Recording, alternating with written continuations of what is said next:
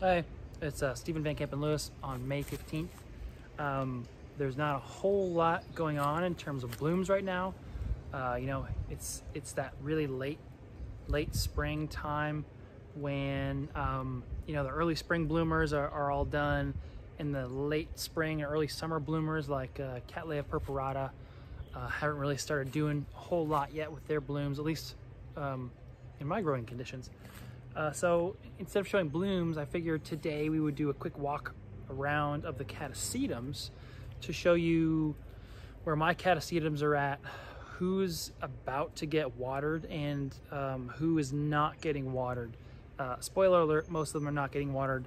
Out of my whole collection, I'll show you 4 that are ready for watering, and I've brought them from the greenhouse over to their summer home, where they'll get a lot of rain, hopefully this week, according to the weatherman.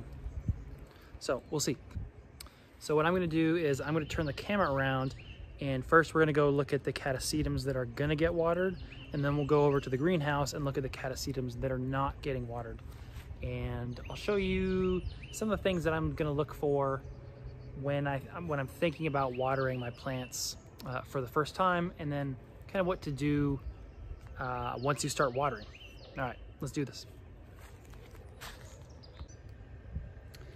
All right, so let's take a look at the rack where I hang all of my Catasetums in the summertime, and B, the actual Catasetums themselves, all 4 of them, that are going to be watered here fairly shortly, and why I think it's time for them to be watered. So the first one here is Catasetum tenebrosum by Callosum. This is a really cool one with really dark flowers, very unusual looking, super cool. And as you can see, this is the new growth, and the new spike is already forming there.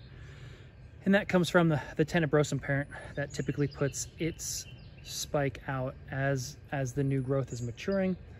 And actually this one will bloom several times for me this summer. It's a really great cross. I think it's still unnamed at this point, but if it's not, please let me know in the comments.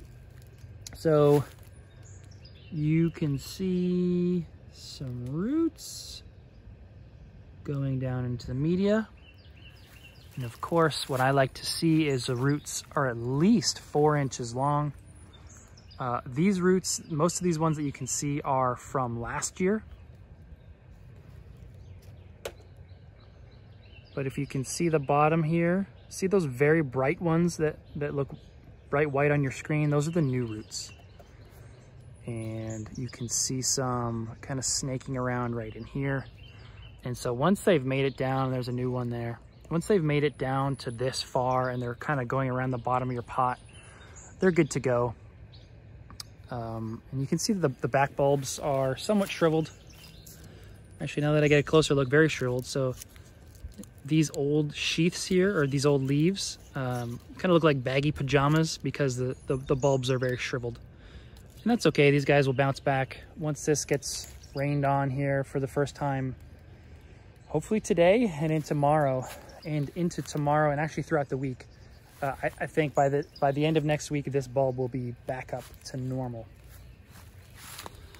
Next one here is Catasetum fong sing. I actually got this from William Green. He stopped by my place 2 Christmases ago. So I guess it was the Christmas just before COVID hit the United States. And he dropped this guy off. Such a great bloomer. Absolutely stunning flowers, huge flowers. And like so many hybrids, great, easy to grow, carefree. And the same thing here. So I'm holding the camera in one hand and the pot in the other hand, but there on the bottom right, you can see a root. That's a new root growing along the bottom of the pot there. So, you know, that gets us to our 4-inch minimum and then some. So the roots, the 4-inch minimum, so an adult Catasetum can be watered when the roots are about this long. Ideally, you wait longer. So once you see them down there and they've hit that 4-inch mark and they've started spiraling around the bottom, again, it's it's safe to say that you can water. And this one actually isn't that shriveled. It's interesting how these larger plants can go for months and months with no water, and it doesn't seem to bother them at all. This one is Catasetum Chuck Taylor, and similarly, you can see by my finger there's a white root on the bottom. The new white roots are much brighter white than the old roots, so that's how you can see them. It's really important, I think, to have these clear pots. As you can see, I just make my own, and it's even with the algae here, it's so much easier to see what's going on inside the pot, and especially for this group when you want to figure out how long the roots are before you water. Also of note, you can see 2 nubbins here popping out. I suspect these will be bloom spikes, and this is a really nice one. I'm excited to see this one. I've only seen this one bloom. This plant has only bloomed once, so seeing it bloom again should be really nice. And of course, this is Catasetum Dragon's Treasure Cardrona. My very first video was about this guy. My very first video on YouTube, I should say, was about this guy in the PET method. And again, I'm not going to beat a dead horse over the head too much. You can see the roots are growing nicely into the bottom of the pot, and it's ready for this one to water. I think what's interesting is you can see on this old dying back bulb how wide it used to be. It's created a hole there in the media where the bulb used to be, and now it's shriveled significantly. And you can see, kind of gives you an idea of how much nutrition is used up during the winter dormant season when they're not really getting a whole lot of water. And also you can see by the 4 very large growths there that they don't seem to mind being months and months without water, or at least very little water. So that's kind of what you're going to look for when you are figuring out if you want to water your Catasetums for the first time. So let's turn this camera. Let me walk over to the greenhouse and I'll show you the plants that are still dormant, or at least they're not dormant. They're just not getting watered yet. All right, so we are in the greenhouse. Most of my orchids are out in their summer home and have been there for some weeks, for a while now actually, but what I need to do is get all these weeds out so that they don't have a whole little jungle in here next winter, and then I need to continue adding rocks to these bare spots. And as you can see over here, this is where the Catasetums are that do not get watered.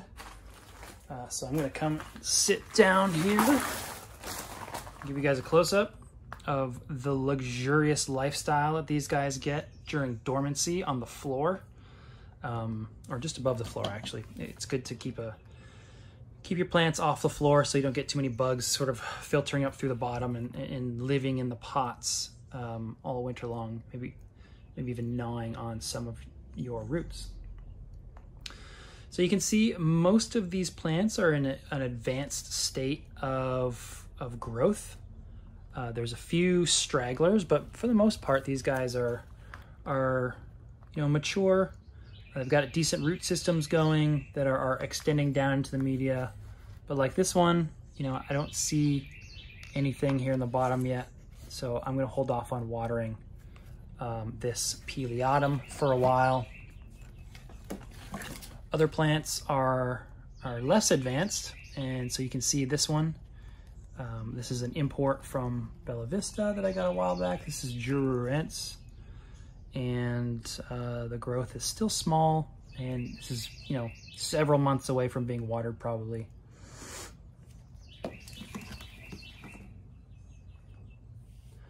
I've got another one here actually that just bloomed. This is one that I got from Stephen Moffat.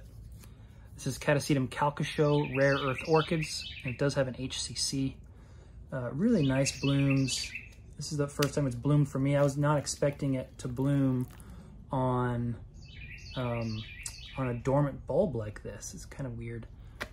But you can see the back bulb was shriveled and there's no growth coming out yet. So I went ahead and watered this one. So it's got the water well in the bottom. This one will hopefully rehydrate itself and kick drive itself into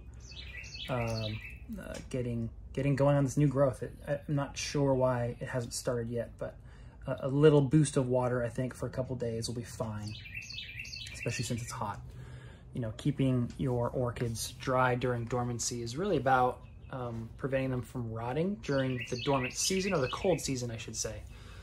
Wet moisture plus cold equals dead Catasetum, so I don't really have to worry about that really until the end of November, to be honest.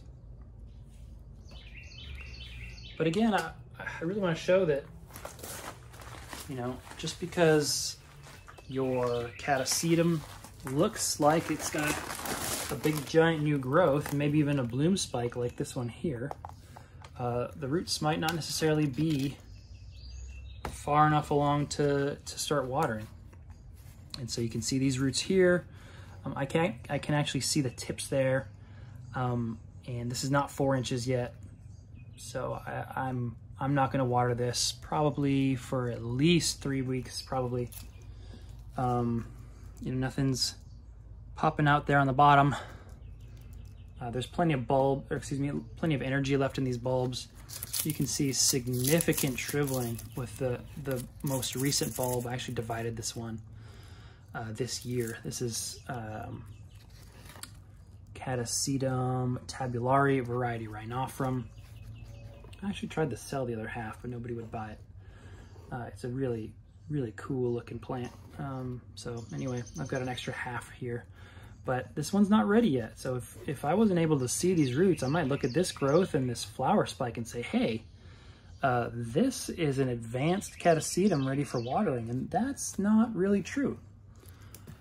You know, and without going through, and I've done the same evaluation for all these guys. I'm not gonna bore you by showing you the same lack of roots over and over again, but you know, these are the kinds of things that you're gonna be looking for in your Catasetums right now. If they're not really advanced in terms of new growth and the bulbs look shriveled, maybe they deserve a drink of water like this one. You can see some very small new growths and some extensive shriveling in the bulb. So I'll probably give this one a drink of water to fatten it up. There's no roots coming out of the new growth there. So watering this guy will not inhibit that new root growth very much. Especially what I can do is there'll be roots down here on the bottom. I can add water, and what roots are left from last year will slurp up the water, and they'll bring them up to the main plant without damaging the new roots. So as I've said a bunch of times, you know, watering your Catasetums during dormancy, if it's warm, is okay. You really want to give them enough energy so that they have, so they're able to grow the new growth without water, and not let those new roots get any kind of moisture until they're about 4 inches long. All right, that's it. Talk to you later.